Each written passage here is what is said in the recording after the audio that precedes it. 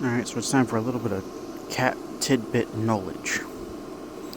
This one couldn't be more cuddly, lovable, and fat,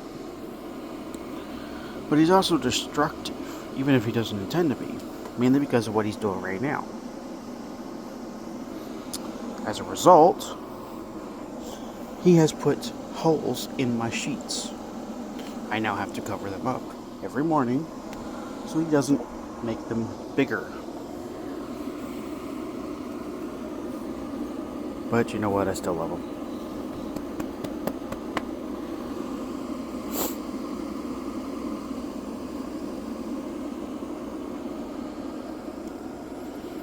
So yeah, if you own a cat, just be careful.